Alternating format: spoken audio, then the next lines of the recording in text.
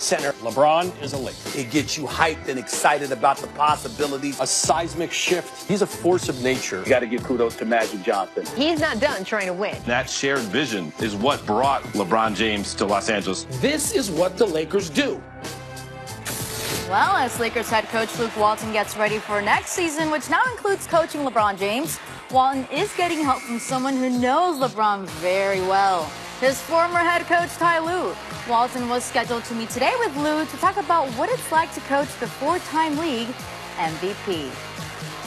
Dave McMenamin joins us now on SportsCenter. Dave, you were in contact with Lue last week.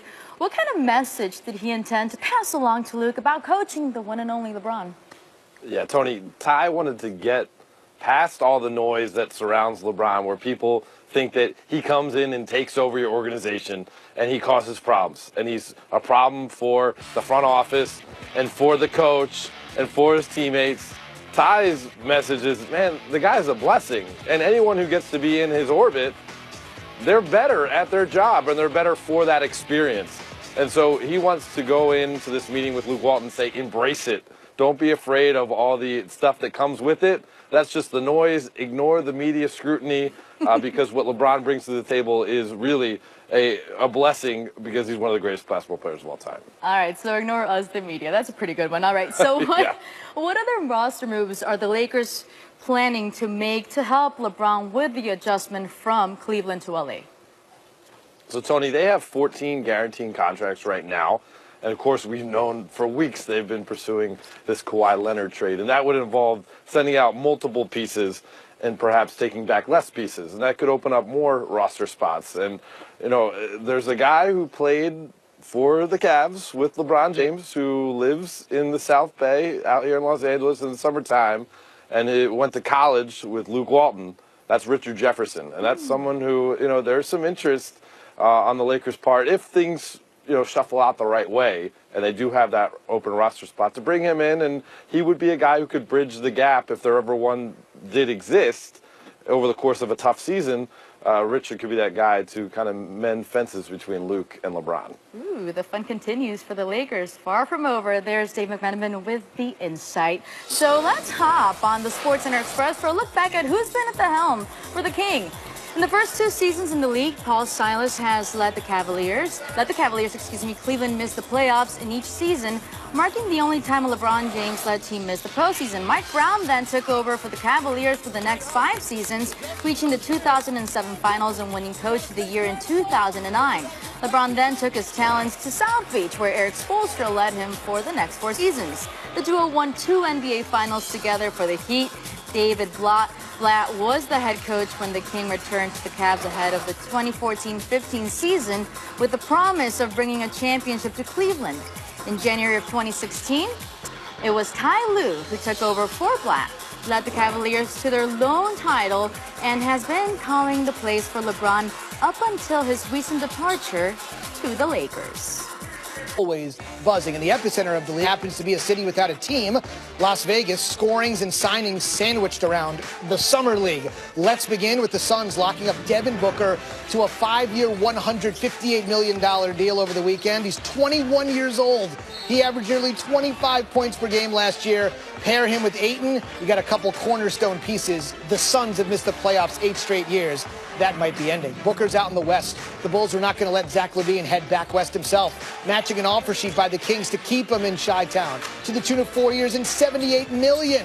He said he's ready to, quote, wake up his doubters. Big thing with him, got to stay healthy. Chicago matching to keep LaVine. San Antonio not doing the same for Kyle Anderson, letting him walk to Memphis. 4 years, $37 million, and this is an upgrade for him. He'll likely be a starter on a Grizzlies team coming off a 22-win campaign.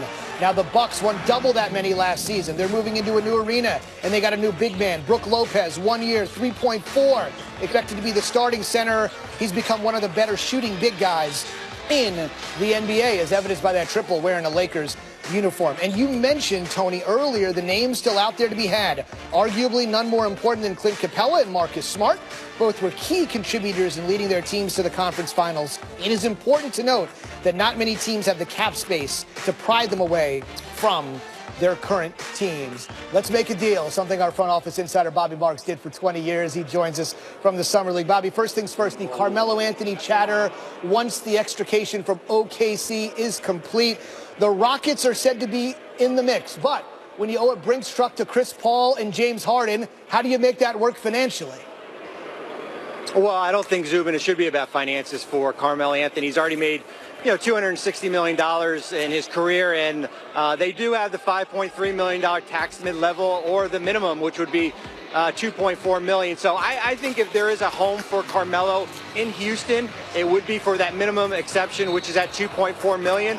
I think the likelihood is that he gets stretched in Oklahoma City, and that $28 million contract gets stretched over 3 years here. So I don't think it's going to be about finances for Carmelo. It's going to be more about fit here. Okay, if the fit works in Houston, he might be teammates with Clint Capella. And we know Capella was a critical piece, Bobby, of their 65-win team last season, top seed in the West. So what's the hang-up in getting him signed back to Houston?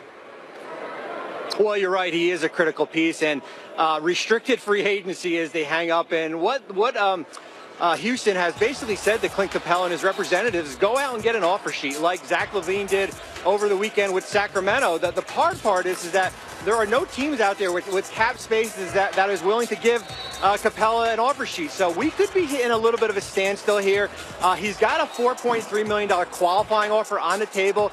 If he signs that, he would be an unrestricted free agent. That is something that Houston should not want to happen. I would hope that something gets soon here because, as you mentioned, he is a critical piece. No question. You also mentioned that he's a restricted free agent, just like Marcus Smart. What are the financial ramifications for him in the Celtics right now, Bobby? Well, the Celtics have some huge financial ramifications coming. He has another qualifying offer worth $6 million.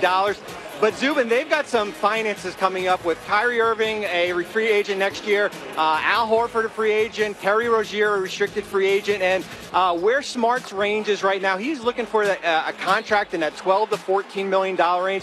I don't see that Boston will offer him that. But as I said before, there is no market for these restricted free agents to go out and get an offer sheet.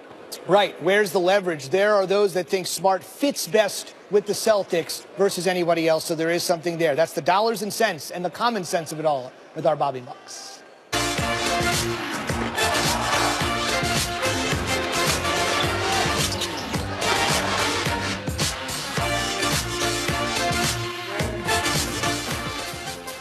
That was the first overall pick, and first impressions have been pretty good for DeAndre Ayton. Went to college in the desert, playing well in another desert at the Summer League. Very small sample size, but averaging a double-double, shooting well from the field. Remember, he famously said he would be the #1 pick, showing that confidence, and it has manifested itself on the floor at the NBA Summer League. And that's where we find our Seth Greenberg. Great to have him on SportsCenter tonight. So Ayton, Bamba, Suns, Magic, 9:30 Eastern, right behind where Seth is. Coach, when you see these two take the floor together, what are you be looking for? Well, when I think about DeAndre Ayton right now, I'm looking to see how hard he works for position, how aggressive he is going to the offensive glass. Will he run the floor consistently? He's been very good, but there's a process of understanding the NBA game, and one of the things, he's got to play lower to the ground. He's got to spread out and hold the spot. He's got to consistently go to the offensive glass, and then the Suns have got to figure out how to use him, how to get him the ball, and where he wants the basketball. And for Mo Bamba, to me, can flat out, he is a skilled big. He's not just the guy that's going to be in the dunker spot. Now, what I'm looking for, he's going to play back-to-back nights. That's going to be hard for him in this environment, in this heat. He's on a minute count. He'll only play about 20 minutes in this game. He was really good yesterday. Knocked down a three, ran the floor, was good in pick and rolls, an elite defender, but he's got to get stronger. How he handles the back-to-back and the physicality of Ayton, that'll be interesting to watch. We'll watch it tonight at 9:30 Eastern. He's given himself the self-appointed nickname of Magic Mo. And speaking of Magic, Coach, magical start for Kevin Knox, the Kentucky kid at the Summer League, turning heads with some amazing dunks this weekend. When you watch him, Coach, what do you see? I see an 18-year-old that's going to be a really good NBA player who can really score. I see a guy that's 6'9". In high school, he was a jump shooter at 6'9", a mid-range guy, a three-point shooter. And you know what? John Calipari got him to drive the ball. And when he drives the ball, his size, his strength, and has led him, he's been able to get to the basket and finish. Kevin Knox is an elite scorer, and he's going to be an elite scorer in the NBA for a long time.